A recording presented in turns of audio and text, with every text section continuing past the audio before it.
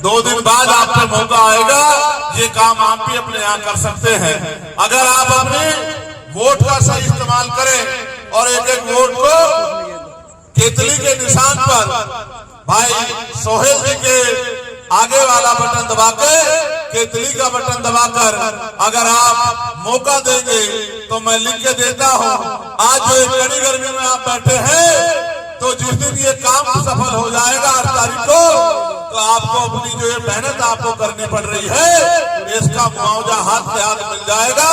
जिस दिन सोहेल जाकर चंडीगढ़ में आपकी आवाज उठाने का काम करेगा, आपके क्षेत्रों में अच्छे स्कूल बनवाने का काम करेगा, अच्छे हॉस्पिटल बनवाने का काम करेगा, उद्योग धंधे लगवा के पढ़े लिखे नौजवानों को रोजगार दिलाने का काम करेगा, साथ साथ जो है डिजिटल लाइब्रेरी गांव-गांव तक बनवाने का काम करेगा, और तो और अच्छे अच्छे हॉस्पिटल में बनवा के गरीबों के इलाज की बेहतर व्यवस्था करेगा।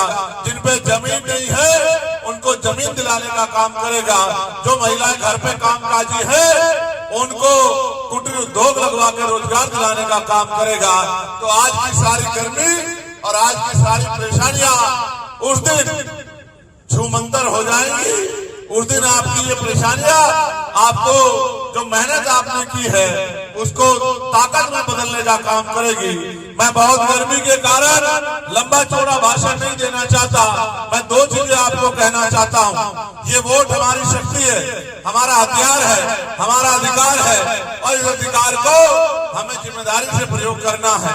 आप ये महसूस करो, 10 रुपए का सामान अगर लेने जाते हो तो उस सामान को कई बार पलट कर देखते हो, लेकिन जब आप कीमती वोट डालने जाते हो तो कभी ये नहीं सोचते जिसको वोट दे रहे हैं ये कभी आपकी लड़ाई लड़ेगा नहीं लड़ेगा, आपकी आवाज उठाएगा नहीं उठाएगा, कहीं जुल्म जाति होने पे आपका साथी बनेगा नहीं बनेगा, आपकी मदद करेगा नहीं करेगा। और तो जिनको आप वोट देते हो वो 5-5 साल आपकी गलियों में, गांव में, बस्तियों में नहीं आते, फिर आप उनकी बातों में आ जाते हो। एक तरफ वो लोग हैं, दूसरी तरफ भाई सोहेल है जो दिन रात मेहनत करके आपकी ताकत बनाने के लिए, आप पे होने वाले जुल्म को रोकने के लिए आपकी लाठी बन के खड़े हैं। आप ये महसूस करो, आप 50 रुपए का सामान खरीदोगे, 100 रुपए खरीदोगे, अगर सामान खराब होगा तो उसकी शिकायत कर सकते हो, जाके उस सामान को वापस जो है बदलवा सकते हो। लेकिन अगर आप अपनी वोट को एक बार दे दोगे, कोई गलत बटन दबा दोगे, तो फिर 5 साल से पहले मौका नहीं आने वाला कि आप अपने वोट का बदलाव कर लो। इसलिए मैं तो आपसे ये मांगना चाहता हूँ, अगर वाकई में ये आप चाहते हैं कि आपके यहाँ बदलाव हो, और बाबा साहब अम्बेडकर ने जो सोचा था कि योग्य व्यक्ति चुनकर जाए, ऐसा ना हो जिन सीटों पे आपके वफादार योद्धाओं को बैठना है वहां गधे जाके बैठ जाए। जैसा कि मैं फिर आपको स्पष्ट करता हूं कि जो आदमी आपकी परेशानियों को नहीं समझता उसको क्या पता कि आपको क्या दर्द है। ये जो बड़े बड़े अमीर पैसे वाले आपके हितों की बात करते हैं, आपको आगे बढ़ाने की बात करते हैं, ये जो बड़े बड़े पैसे वाले आपके बीच चुनाव में आते हैं, ये तो धन्यवाद दीजिए बाबा साहब अम्बेडकर का कि आपको वोट का अधिकार दिला दिया, वरना ये कभी आपकी बस्तियों में भी पैर नहीं रखते। आज तो आपको दादी, चाची, बुआ, माँ, भाई, भतीजा, पता नहीं क्या क्या बातें कहते हैं, आज तो ये दिखावा करते हैं, लेकिन चुनाव के बाद 5 साल नहीं दिखते। इसलिए मैं आपको कहना चाहता हूँ, बहुत सोच समझ के फैसला लेना है अपने क्षेत्र की तरक्की के लिए, अपने 5 साल के भविष्य के लिए, अपने बच्चों के भविष्य के लिए। और इस उम्मीद से आपसे कह रहा हूँ कि ज्यादा कुछ नहीं करना, आगे 1 दिन का समय बाकी है, अपने अपने बूथ को तैयार कर लेना। मैं धन्यवाद दूंगा भाई राजन का और उनकी पूरी टीम का, और भाई राजेंद्र जी का, दीपक जी का, आदिल साहब का, उन सबका भी बहुत बहुत धन्यवाद दूंगा जिन्होंने, इलियास साहब का, जिन्होंने यहाँ रह के मेहनत करने का काम किया। मेरा ये विश्वास है कि अगर आपने बूथ अपने मजबूत कर लिए और अपने अपने बूथ जिता के भेज दिए, तो जिस तरह से ये हवा चल के आपकी गर्मी सूखने का काम हो रहा है, उसी तरह से आपकी परेशानियों के खत्म होने का काम भी हो जाएगा। आपको मैं धन्यवाद देता हूँ और फिर आपसे यही गुजारिश करता हूँ, आज के बाद कल का दिन आपके पास है, प्रचार आज 5 बजे खत्म हो जाएगा। अपने अपने बूथ की जिम्मेदारी उठा के अपने अपने बूथ में ज्यादा से ज्यादा वोट पोल करना और भाई सोहेल जी को केतली के निशान पर वोट करके आपकी ताकत बनाने का काम करना। ये वो शख्स है जिसने आपके लिए जेलें काटी, लाठियां खाई, मुसीबतें झेली। इसने आपको साबित कर दिया है। अब आपको साबित करना है कि आपको इसकी मदद करके इसको ताकत देनी है। बताओ दोगे नहीं दोगे ताकत? दोनों हाथ उठा के बताओ दोगे ताकत? अगर आप ताकत दोगे तो इसको ये ताकत आपको ही मिलेगी, क्योंकि ये ताकत कल आपके बच्चों को ताकत देने का काम करेगी, उनकी परेशानी हल करने का काम करेगी। तो मैं पुनः धन्यवाद देता हूं।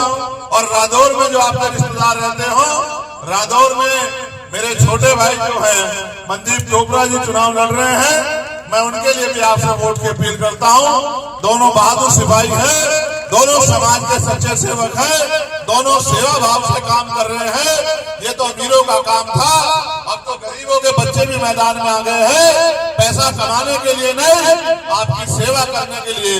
इसलिए मैं चाहता हूं कि आप इनको सेवा करने का मौका दो।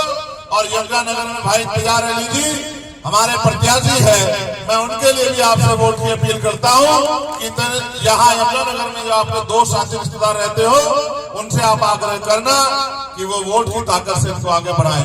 अब मैं फिर से आपका हाथ जोड़ के धन्यवाद करता हूं कि आप लंबे समय से गर्मी में बैठे हैं।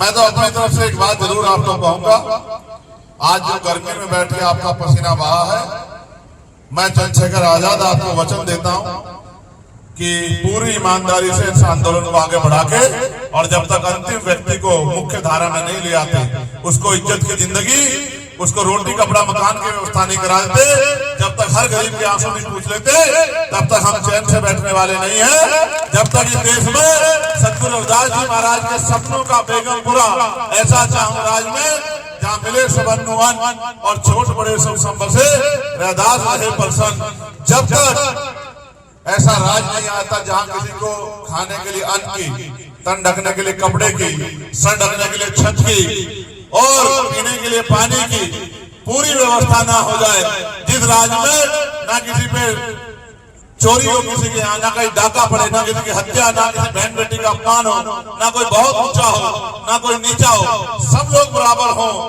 बेगमपुरा यानी के बिना गम का राज, जहाँ किसी की जिंदगी में कोई गम ना हो, जब तक ऐसा राज नहीं आ जाता, हम लोग भी चैन से नहीं बैठेंगे और आपके पसीने पे हम अपने खून का एक कतरा लुटाने का काम करेंगे।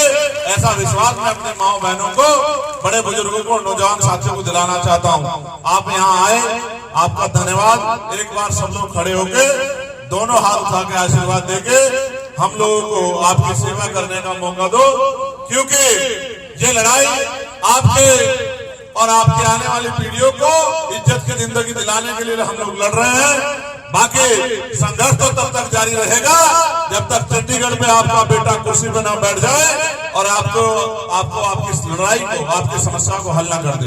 बहुत बहुत धन्यवाद। जय भीम, जय भारत, जय संविधान, जय मंडल, जय जोहार, जय जवान, जय किसान। अब मैं आपको ज्यादा गर्मी में नहीं बैठने दूंगा।